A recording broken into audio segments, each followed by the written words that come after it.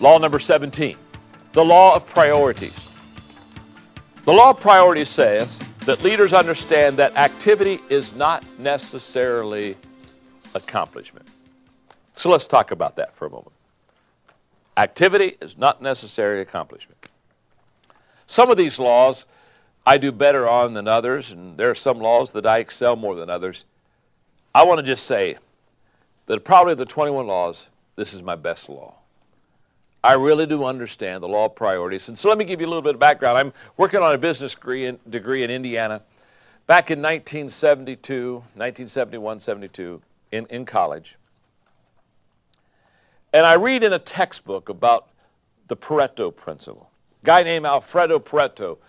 It was the first time that I ever was introduced to what is known sometimes as the 80-20 principle.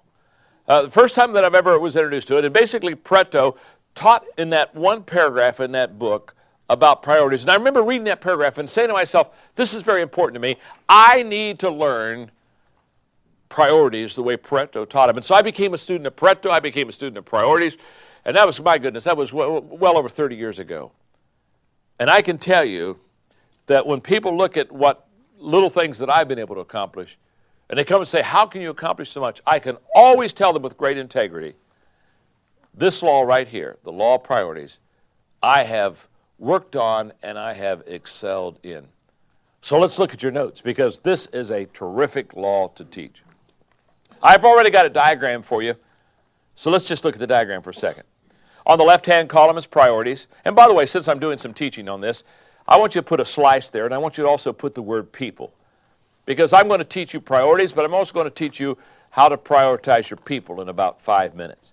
So, but for now, the left-hand column is priorities, and the right-hand column is production, and it pretty well explains itself. Here's what Pareto says. Pareto says that if you have 10 things to do, and you prioritize those 10 things correctly, if you only do 2 of them, but you do the top 2, you're going to get an 80% return on everything you need in your life. It's very obvious. You do 2 things, you go to the production side, 80% return. That's huge. Pareto goes on and says, let's say instead of doing the top 2 things, you do the bottom 8. You ignore the top 2. The most important things you ignore, and you do the bottom 8. Here's what Pareto says. If you do the bottom 8, if you go to the production side, you can see you're only going to have a 20% return. That's why it's sometimes called the 80-20 principle or the 20-80 principle. It's really talking about how to prioritize your life. And Pareto says if you prioritize your life correctly, if you do just the 2 things out of 10 that you need to do, the most important 2, 80% of everything you want in your business, I can tell you this works in your family. If you prioritize your family time right, 80% of everything you need in your family, it's going to happen if you understand how to work the top 20%. What I have found is most people don't understand the 20-80 principle, and so therefore they don't put the time, energy, and effort in the top 20%, so therefore they don't get the return. Now, this is a great principle, but there are 3 questions, priority questions, that you need to ask yourself, that I need to ask myself, that helps me to establish this top 20%. Question number 1, requirement. I've got to ask myself, what is required of me? In other words, I've got to look at my job. I've got to look at my company, my organization, the one that I work for. There are certain job descriptions. There are certain requirements of the job. And I've got to basically say, okay, what do I have to do? Because whatever I have to do, I have to do it. If I don't do those, I'm fired. So it's got to be a priority. True? So I've got to ask what's required of me. The second word is return. I've got to look at all the things I do, and I have to ask myself this question, what gives me the greatest return? The third word is reward. I have to ask myself the question, what gives me the greatest reward? Now, those 3 questions I have found to be huge in understanding the 20-80 principle. But Alfredo Pareto says that if you prioritize your life correctly and you do the top 20%, you get an 80% return. And on that top 20%, I have to have those 3 R's. What's required of me, what gives me the highest return, and what gives me the greatest reward. See, I've got to ask the requirement question because if I don't do that, well, then I'm out of a job. I've got to ask the return job question because if I don't do that well, I'm not going to produce. And I've got to ask the reward job because if I don't like what I'm doing and I continually do it, it's only a matter of time till I'll quit. Requirement, return, reward. Let me illustrate it. I only have 4 things that I have to do. In fact, when I tell people that I only have 4 priorities, they look at me and they just kind of look at me and say, what do you mean you only do 4 things? What I mean is I only do 4 things. They say, well, no, I mean, don't you do other things? No, read my lips. Now, the reason I only do 4 things is a lot of reasons. One is I understand priorities. Number 2 is I'm kind of worthless in most things in life. It's just a gift, so it's not yours, so don't worry about it. Okay. But worthless I am. But the 4 things I do very well. And my whole team understands this. And they do everything around me so that I can stay focused on these 4 areas because these 4 areas bring a huge return to me and to my companies that I have. So let me give you the 4 things. I'm only giving you these 4, not because these are going to be your 4, because they're not going to be.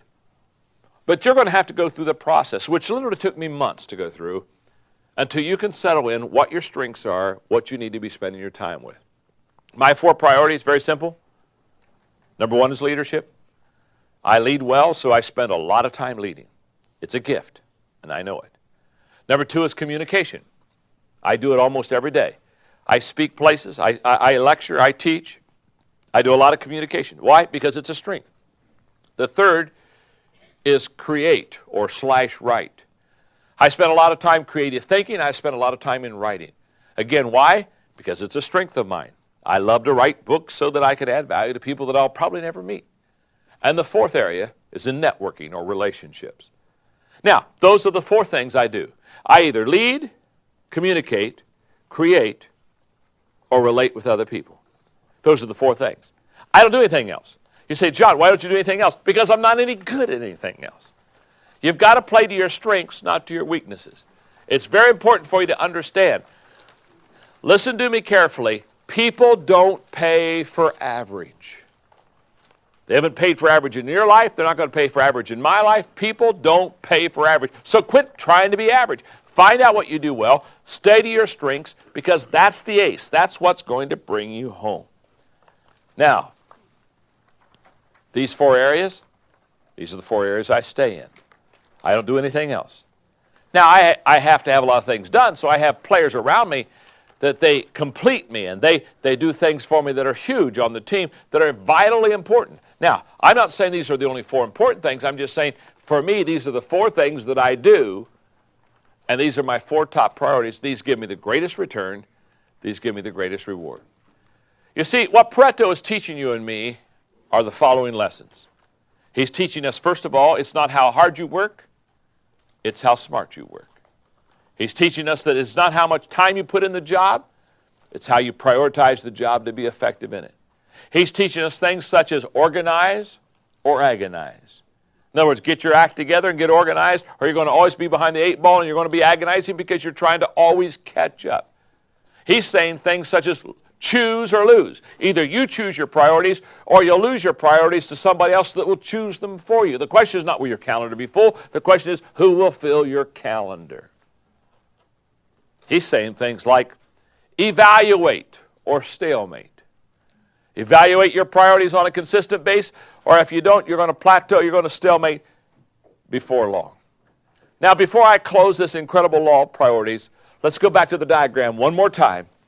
I want you to, instead of looking at priorities on the left-hand column, I want you to look at people. I wish I had 30 minutes to teach this part of the lesson. I'll try to do it in 30 seconds. If you have 10 people in your organization, or let's say you have 100 and each number represents 10, here's what Pareto says.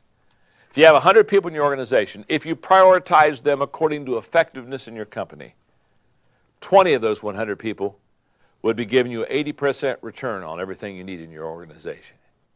And the other 80 would be giving you a 20% return. And what Pareto would be saying to you and me as leaders is, you better prioritize your people.